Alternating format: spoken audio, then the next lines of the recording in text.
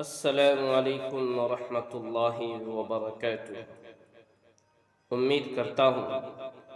اللہ تبارک و تعالیٰ کی ذات سے، اللہ تبارک و تعالیٰ کے فضل و کرم سے سب ٹھیک ٹھاک خیر و عافیت سے ہوں گے۔ آج کی اس ویڈیو کے اندر نبی علیہ السلام کے چچا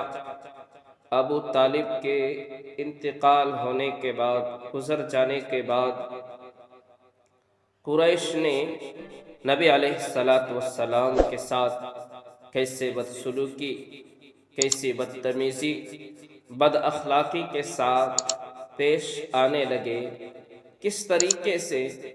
نبی علیہ السلام کو تکلیفیں دینے لگے، کس طریقے سے نبی علیہ السلام کو اذیت پہنچانے لگے، اس کے اندر آج ذکر کیا جائے گا۔ حضرت عبداللہ بن جعفر رضی اللہ تعالی عنہ فرماتے ہیں کہ جب ابو طالب کا انتقال ہو گیا، یعنی ہمارے نبی علیہ السلام کے چچا ابو طالب، جب ان کا انتقال ہو گیا تو قریش میں سے ایک کمینہ آدمی نبی علیہ السلام کے سامنے آیا، اور اس کمینہ آدمی نے آقائے نامدار تاجدار بطحہ جناب محمد الرسول اللہ عربی صلی اللہ علیہ وسلم پر مٹی ڈالی۔ آپ صلی اللہ علیہ وسلم نے اس کمینے آدمی سے کچھ بھی نہیں کہا۔ وہ شخص آپ صلی اللہ علیہ وسلم پر مٹی ڈالنے لگا۔ نبی علیہ السلام اپنے گھر واپس چلے گئے۔ ان کی بیٹی یعنی نبی علیہ السلام کی بیٹی آئی اور مٹی کو صاف کرنے لگی اور کہنے لگی اور رونے لگی۔ آپ صلی اللہ علیہ وسلم کی بیٹی آئی اور چہرے پہ سے، بدن پہ سے مٹی کو صاف کرنے لگی اور رونے لگی، تو نبی علیہ السلام نے کہا، بیٹی رو مت، اللہ تبارک و تعالیٰ تمہارے والد کی ضرور حفاظت، اللہ تبارک و تعالیٰ تمہارے والد کی ضرور حفاظت فرمائیں گے، آپ رو مت۔ آپ صلی اللہ علیہ وسلم فرماتے ہیں کہ میرے چچا ابو طالب کے انتقال جب تک حیات تھے، انتقال ہونے تک کسی نے مجھے ایسی ناگوار باتیں، کسی نے مجھے اس طریقے سے تکلیفیں، اس طریقے سے کسی نے نہیں ستایا تھا۔ حضرت ابو ہریرہ رضی اللہ تعالی عنہ فرماتے ہیں جب ابو طالب کا انتقال ہو گیا تو قریش کے لوگ تاجدار بطحہ جناب محمد الرسول اللہ عربی صلی اللہ علیہ وسلم کے پاس آئے اور سختی کا معاملہ کرنے لگے، سختی کا برتاؤ کرنے لگے، نبی علیہ السلام کو تکلیفیں دینے لگے۔ تو نبی علیہ السلام نے فرمایا کہ میرے چچا کے جانے کا مجھے بہت احساس ہونے لگا ہے، میرے چچا کے انتقال ہونے کا مجھے کمی احساس ہونے لگا ہے، مجھے ان کی کمی کا احساس ہو رہا ہے کہ جب تک میرے چچا ابو طالب حیات تھے، زندہ تھے، اس وقت تک کسی کی اتنی ہمت، اتنی طاقت نہیں تھی کہ مجھ پر کسی طریقے کا کوئی حملہ کیا جائے، مجھے کوئی ناگوار باتیں کہی جائے، کسی کی اتنی ہمت اور جرأت نہیں تھی۔ لیکن میرے چچا کے انتقال ہونے کے بعد، مر جانے کے بعد، قریش مجھے طرح طرح سے اذیتیں، تکلیفیں پہنچا رہے ہیں۔ حضرت حارث بن حارث رضی اللہ تعالی عنہ فرماتے ہیں کہ میں نے اپنے والد سے پوچھا کہ یہ مجمع کیسا ہے؟ یہ جو یہاں پر لوگ اکٹھے ہیں، جمع ہے، کس وجہ سے جمع ہے یہ لوگ؟ تو حضرت حارث بن حارث رضی اللہ تعالی عنہ فرماتے ہیں کہ میرے والد نے کہا یہ لوگ اپنے ایک بے دین آدمی پر جمع ہے، چنانچہ میں اپنی سواری سے اترا۔ حضرت حارث بن حارث رضی اللہ تعالی عنہ کہتے ہیں کہ میں اپنے سواری پہ تھا اور والد صاحب سے پوچھا کہ یہ مجمع کیسا ہے، یہ لوگ یہاں پر کیوں اکٹھے ہیں، کیوں جمع ہے؟ میرے والد نے کہا کہ ایک بے دین آدمی ہے جس نے لوگوں کو جمع کر رکھا ہے۔ تو حضرت حارث بن حارث رضی اللہ تعالی عنہ کہتے ہیں کہ میں اپنے سواری پہ سے اترا تو دیکھا کہ رسول اللہ صلی اللہ علیہ وسلم لوگوں کو اللہ تبارک و تعالیٰ کی دعوت دے رہے ہیں، لوگوں کو اللہ تبارک و تعالیٰ کی طرف بلا رہے ہیں، لوگوں کو یہ دعوت دے رہے ہیں کہ ایک اللہ کے ماننے والے ہو جاؤ۔ نبی علیہ السلام لوگوں کو ایمان میں داخل ہونے کی دعوت دے رہے ہیں، ایک کلمے کی وحدانیت و حقانیت کا اعلان کر رہے ہیں اور لوگوں سے کہہ رہے ہیں اے لوگوں، ایک اللہ کی عبادت کرنے والے بن جاؤ، ایک اللہ کی مان کر چلنے والے بن جاؤ، ایک اللہ پر ایمان لے آؤ۔ ایمان لانے کی نبی علیہ السلام دعوت دے رہے ہیں، اور لوگ ان کے ساتھ کیا سلوک کر رہے ہیں، لوگ ان کے ساتھ کیا بد اخلاقی سے پیش آ رہے ہیں۔ حضرت حارث بن حارث رضی اللہ تعالی عنہ کہتے ہیں کہ لوگ ان کی باتوں کا انکار کر رہے ہیں۔ نبی علیہ السلام ان کو ایک اللہ کی طرف بلا رہے ہیں،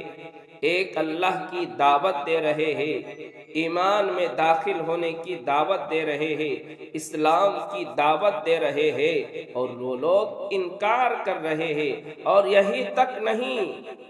آپ صلی اللہ علیہ وسلم کو طرح طرح کی تکلیفیں بھی پہنچا رہے ہیں۔ نبی علیہ السلام ان کو ایمان کی دعوت دے رہے ہیں، ایک اللہ کی دعوت دے رہے ہیں کہ ایک اللہ کی عبادت کرنے والے بن جاؤ، ایک اللہ کی پوجا کرنے والے بن جاؤ،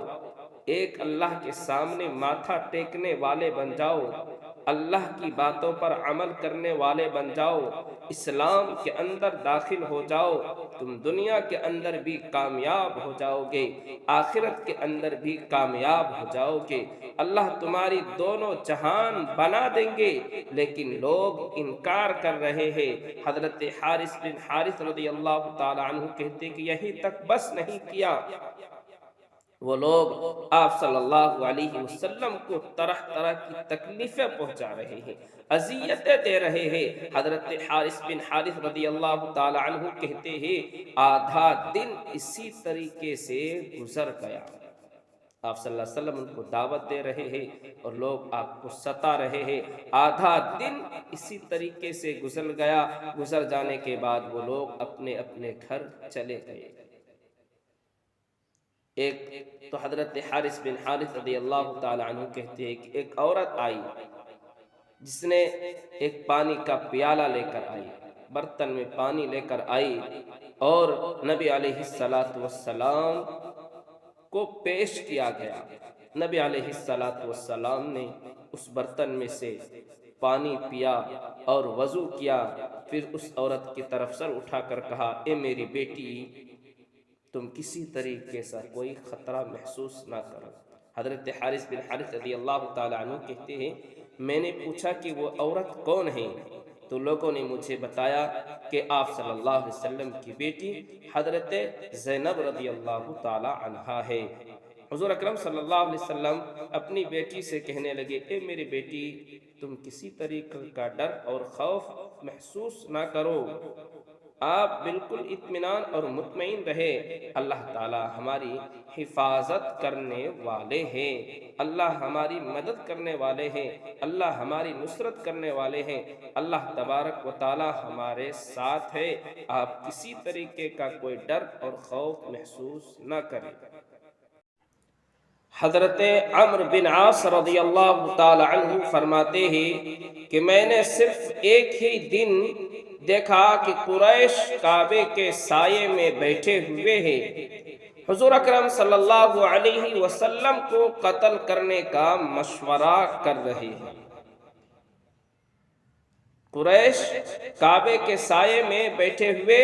نبی علیہ السلام کو قتل کرنے کا مشورہ کر رہے ہیں، اور اس وقت حضور اکرم صلی اللہ علیہ وسلم مقام ابراہیم کے پاس نماز ادا کر رہے تھے، نماز پڑھ رہے تھے۔ چنانچہ عقبہ بن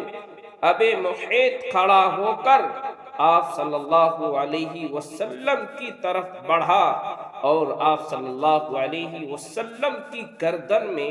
اپنی چادر ڈال کر اس نے آپ صلی اللہ علیہ وسلم کو اس زور سے کھینچا کہ آپ صلی اللہ علیہ وسلم گھٹنوں کے بل زمین پر گر پڑے۔ قریش مکے کے اندر، کعبے کے اندر کیا ہے، آپ صلی اللہ علیہ وسلم کو قتل کرنے کا ارادہ کر رہے ہیں۔ ان میں سے ایک شخص نبی علیہ السلام کے پاس آئے اور کیا ہے، اپنی چادر نبی کریم صلی اللہ علیہ وسلم کی گردن میں ڈال کر اس طریقے سے کھینچا کہ آپ صلی اللہ علیہ وسلم گھٹنوں کے بل زمین پر گر پڑے۔ لوگوں میں ایک شور برپا ہو گیا، لوگوں کے اندر شور برپا ہو گیا، شور ہو گیا کہ نبی علیہ السلام کیا ہے، اس دنیا سے پردہ فرما چکے، نبی علیہ السلام کو قتل کر دیا گیا، نبی علیہ السلام کیا ہے، اس دنیا سے پردہ فرما چکے، کیونکہ اس شخص نے نبی علیہ السلام کے گردن میں چادر ڈال کر اس طریقے سے کھینچا کہ گھٹنے کے بل نبی علیہ السلام زمین پر گر پڑے۔ میرے بھائیو، کیسی تکلیفیں برداشت کی ہے، کس طریقے سے ہمارے نبی علیہ السلام کو ستایا گیا ہے، کس طریقے سے نبی علیہ السلام کو پریشان کیا گیا ہے۔ یہ ساری تکلیفیں کس کے لیے کی ہے؟ اپنی امت کو کامیاب کرنے کے لیے، اپنی امت کو بنانے کے لیے، اپنی امت کو جنت میں لے جانے کے لیے، اپنی امت کو دونوں جہان میں کامیاب کرنے کے لیے یہ ساری تکلیفیں اٹھائی ہیں۔ ہمیں ان چیزوں کو سمجھنے کی ضرورت ہے، ہمیں ان چیزوں کو سمجھنے کی ضرورت ہے اور سمجھ کر ان کے طور طریقوں پر عمل کرنے کی ضرورت ہے۔ ہم ان طریقوں کو اپنائیں گے، عمل کریں گے، اللہ ہماری بھی دنیا اور آخرت کے اندر بھلائی اور مدد فرمائے۔ حضرت ابو بکر صدیق رضی اللہ تعالی عنہ دوڑتے ہوئے آئے، دیکھا کہ قریش لوگ آپ صلی اللہ علیہ وسلم کو اس طریقے سے تکلیف دے رہے ہیں، ستا رہے ہیں۔ حضرت ابو بکر صدیق رضی اللہ تعالی عنہ دوڑتے ہوئے آئے اور حضور صلی اللہ علیہ وسلم کے دونوں بغلوں میں اپنا ہاتھ ڈال کر پیچھے کھینچا، اور کھینچنے کے بعد ان لوگوں سے کہا، کیا اس ایسے آدمی کو مار رہے ہو جو ایک اللہ تعالیٰ کی طرف دعوت دے رہا ہے، جو ایک اللہ کی ماننے کی باتیں کر رہا ہے،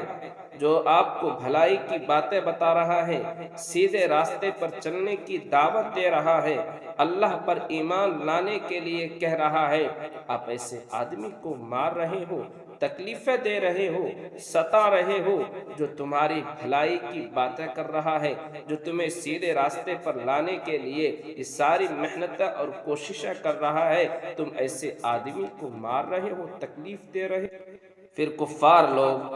آپ صلی اللہ علیہ وسلم کو چھوڑ کر چلے گئے۔ اس کے بعد نبی علیہ السلام نے پھر نمازیں پوری کی۔ نماز ادا کرنے کے بعد جب جانے لگے تو کعبے کے اندر قریش لوگ بیٹھے ہوئے تھے۔ نبی علیہ السلام وہاں سے گزرتے ہوئے کہنے لگے، مجھے تم چاہے کتنا ہی تکلیفیں دو، کتنا ہی ستاؤ، لیکن میں اس سے کبھی پیچھے ہٹنے والا نہیں ہوں۔ میں ایک اللہ کی اعلان کرتا رہوں گا، ایک اللہ کی وحدانیت و حقانیت کا پرچم لہرا کر رہوں گا، اور ایک دن ایسا آئے گا کہ ہر کچے پکے مکان میں یہ دین داخل ہو کر رہے گا۔ چاہے تم مجھے کتنا ہی ستاؤ، کیسے ہی تکلیفیں دو، کتنا ہی پریشان کرو، لیکن میں کبھی بھی اس سے پیچھے ہٹنے والا نہیں ہوں، کیونکہ مجھے اللہ تبارک و تعالی نے نبی بنا کر بھیجا ہے کہ ہر ایک تک ایک اللہ کی دعوت کو پہنچاؤ۔ ہر طرح کی تکلیفیں آئی میں برداشت کروں گا، لیکن کبھی اپنے کام سے، اپنے مشن سے میں پیچھے ہٹنے والا نہیں۔ تو میرے بھائیوں، ہمیں اللہ کے نبی علیہ السلام کی زندگی کو اپنائیں، ان کے طور طریقوں پر عمل کریں۔ اتنی ساری تکلیفیں ہم روز مرہ سنتے رہتے ہیں کہ نبی علیہ السلام کو کیسی کیسی تکلیفیں دی گئی ہیں۔ حضرت عبداللہ بن عمر رضی اللہ تعالی عنہما سے پوچھا، حضرت عروہ بن زبیر رضی اللہ تعالی عنہ نے، کہ حضور صلی اللہ علیہ وسلم کو قریش لوگ جو ستاتے تھے، تکلیفیں دیتے تھے، پریشان کرتے تھے، اذیتیں پہنچاتے تھے، آپ نے تو دیکھا ہے، اس کے بارے میں مجھے بھی کچھ بتائے کہ حضور صلی اللہ علیہ وسلم کے ساتھ کیا کیا معاملہ کیا جاتا تھا، ان کے ساتھ کیسے بدسلوکی اور بدتمیزی کی جاتی تھی، ان کے بارے میں مجھے کچھ بتائے۔ حضرت عروہ بن زبیر رضی اللہ تعالی عنہ حضرت عبداللہ بن عمر رضی اللہ تعالی عنہ سے کہہ رہے ہیں، اور حضرت عبداللہ بن عمر رضی اللہ تعالی عنہ اس وقت قریش کے سردار کے ساتھ موجود تھے۔ حضرت عبداللہ بن عمر رضی اللہ تعالی عنہ کہتے ہیں کہ قریش کے سردار حتیم میں ایک جگہ کا نام ہے، وہاں پر بڑے بڑے سردار موجود تھے، جمع تھے، اور میں بھی وہاں پر موجود تھا۔ حضرت عبداللہ بن عمر رضی اللہ تعالی عنہ بھی وہاں پر موجود تھے۔ وہ کہتے ہیں کہ سردار لوگ آپس میں گفتگو کر رہے تھے، بات کر رہے تھے کہ اس شخص کی جانب سے ہم لوگوں کو بہت تکلیف پہنچی ہے، ہمارے معبودوں کو برا بھلا کہتا ہے، ہمارے معبودوں کے بارے میں لوگوں کو بہکاتا ہے، ہمارے آبا و اجداد کے دین کو چھوڑنے کی باتیں کرتا ہے، ہمارے آبا و اجداد کے دین کو غلط بتاتا ہے، اور یہ اپنے آپ کو اللہ کا رسول بتاتا ہے۔ یہ آپس میں قریش کے سردار لوگ بات کر رہے تھے کہ یہ شخص کی طرف سے ہم لوگوں کو بہت تکلیف پہنچی ہے، یعنی نبی کریم صلی اللہ علیہ وسلم کی طرف سے وہ لوگ آپس میں بات کر رہے ہیں کہ اس شخص کی طرف سے، یعنی نبی کریم صلی اللہ علیہ وسلم کی طرف سے ہم لوگوں کو بڑی تکلیفیں پہنچی، اتنا کبھی ہم لوگوں کو تکلیف نہیں پہنچی۔ کس وجہ سے کہہ رہے ہیں کہ اللہ تبارک و تعالیٰ کے نبی علیہ السلام ایک اللہ کی دعوت دے رہے تھے۔ تو حضرت عبداللہ بن عمر رضی اللہ تعالی عنہ کہتے ہیں کہ آپس میں بات کر رہے تھے، گفتگو کر رہے تھے، اسی دوران نبی علیہ السلام بھی وہاں تشریف لا آئے۔ تشریف لانے کے بعد نبی علیہ السلام نے بیت اللہ کا طواف کیا۔ طواف کرنے کے بعد نبی علیہ السلام ان کے پاس سے، وہاں سے گزرنے لگے، تو جو حتیم کے اندر سردار لوگ سب کے سب بیٹھے ہوئے تھے، ایک دم نبی علیہ السلام پر ٹوٹ پڑے۔ نبی علیہ السلام کو سب نے پکڑ لیا اور مارنا پیٹنا شروع کر دیا۔ تو حضرت ابو بکر صدیق رضی اللہ تعالی عنہ دوڑتے ہوئے آئے، اور حضرت ابو بکر صدیق رضی اللہ تعالی عنہ نے نبی علیہ السلام کو ان لوگوں سے چھٹایا۔ ان لوگوں نے حضرت ابو بکر صدیق رضی اللہ تعالی عنہ کو بھی اذیتیں پہنچائی، اتنا مارا، اتنا پیٹا کہ حضرت ابو بکر صدیق رضی اللہ تعالی عنہ کو بے ہوش کر دیا۔ حضرت ابو بکر صدیق رضی اللہ تعالی عنہ نے نبی علیہ السلام کو بچایا۔ بچانے کی کوشش کی وجہ سے کفار و مشرکین نے، بڑے بڑے سردار جو وہاں پر بیٹھے ہوئے تھے طواف کے اندر، بیت اللہ کے اندر، ان لوگوں نے حضرت ابو بکر صدیق رضی اللہ تعالی عنہ کو بھی مارا۔ حضرت ابو بکر صدیق رضی اللہ تعالی عنہ کہنے لگے، کیا آپ لوگ اس آدمی کو اس وجہ سے مارتے ہو کہ اپنے آپ کو نبی کہتا ہے، اور تم لوگوں کو اللہ تعالیٰ کی دعوت دیتا ہے کہ ایک اللہ کی عبادت کرو، ایک اللہ کی فرما برداری کرو، ایک اللہ کی مان کر چلو، ایک اللہ کی عبادت کرنے والے بن جاؤ۔ صرف دنیا کے اندر ایک ہی واحد ہے عبادت کے لائق ہے، وہ اللہ تبارک و تعالیٰ کی ذات ہے۔ اس کی عبادت کرو، اس لیے تم لوگ اس کو مار رہے ہو، اسی وجہ سے ان کو تکلیفیں دے رہے ہو، اسی وجہ سے ان کو ستا رہے ہو، اسی وجہ سے ان کو کیا ہے طرح طرح کی گالیاں گلوچ دے رہے ہو۔ اور آپ لوگوں نے تو بارہا سنا ہوگا طائف کا واقعہ کہ جس وقت نبی علیہ السلام طائف کے اندر تشریف لے جاتے ہیں اور وہاں پر پہنچ کر اللہ تبارک و تعالیٰ کی وحدانیت و حقانیت کا اعلان کرتے ہیں، اللہ تبارک و تعالیٰ کی وحدانیت و حقانیت کا پرچم لہراتے ہیں، تو اہل طائف نے آپ صلی اللہ علیہ وسلم کے پیچھے آوارہ لڑکوں کو لگا دیا، پاگل اور دیوانوں کو لگا دیا، اور یہاں تک حدیث کے اندر آیا ہے کہ اہل طائف نے آپ صلی اللہ علیہ وسلم کو اس قدر تکلیفیں پہنچائی گئی تھی، اس قدر مارا اور ستایا گیا تھا، دیوانہ اور آوارہ لڑکوں کو لگا دیا۔ حدیث کے اندر آتا ہے اللہ کے نبی علیہ السلام پر اہل طائف نے اس قدر پتھر کی بارش کی، اس قدر پتھر کی بارش کی، اس قدر پتھروں سے مارا کہ آپ صلی اللہ علیہ وسلم لہو لہان ہو گئے۔ آپ صلی اللہ علیہ وسلم کا جسم اطہر خون سے بھر گیا، خون سے تر ہو گیا، اور حدیث کے اندر یہاں تک آیا ہے کہ آپ صلی اللہ علیہ وسلم کی نالے مبارک یعنی جوتیاں خون سے تر ہو گئی۔ اس طریقے سے اہل طائف نے آپ صلی اللہ علیہ وسلم کو ستایا، صرف اور صرف اس دین کی خاطر اور اس دین کو ہم تک پہنچانے کے لیے اتنی ساری تکلیفیں برداشت کی۔ آپ صلی اللہ علیہ وسلم کے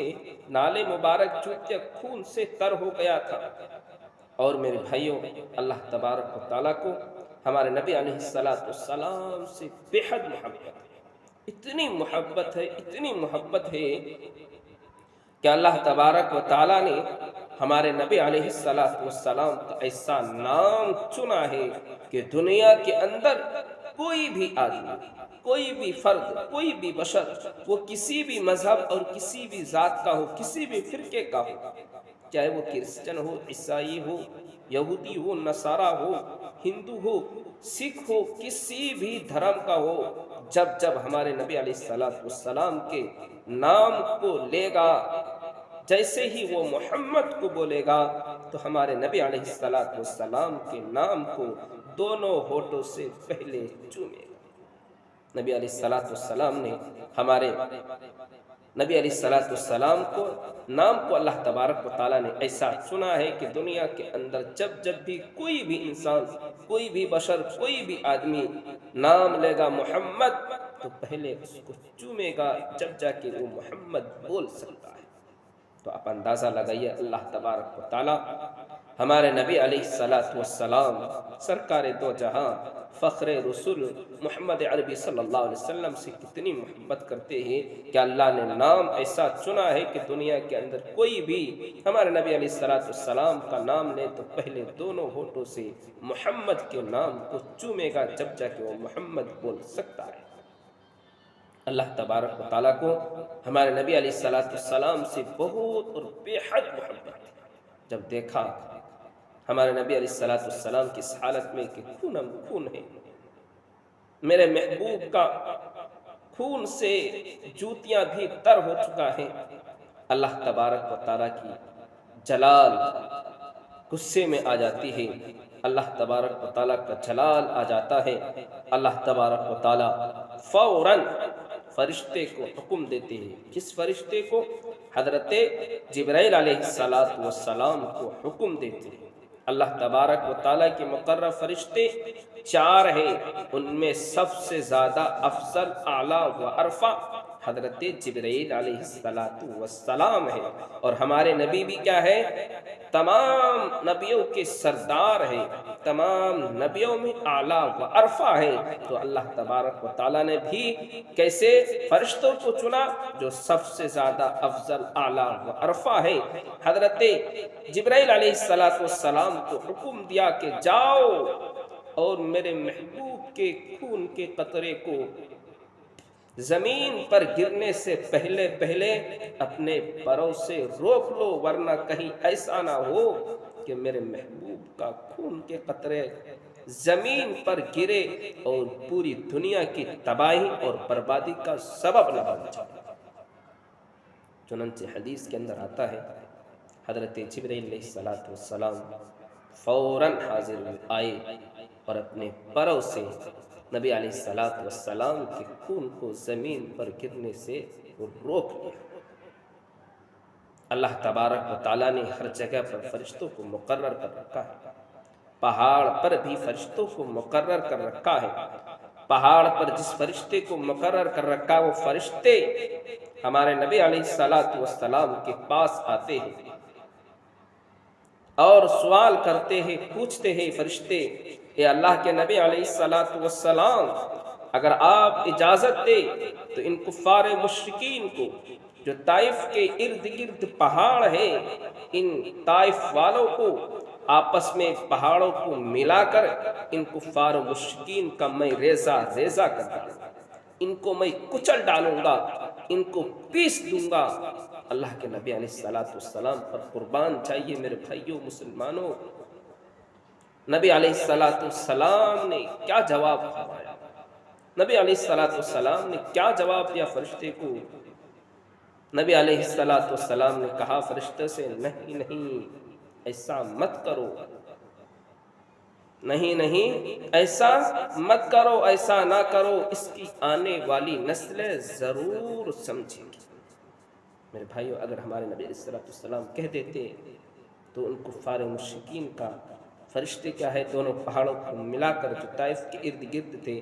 ان لوگوں کو پیس ڈالتے، ریزہ ریزہ کرتے تھے۔ لیکن قربان چاہیے تاجدار بطحا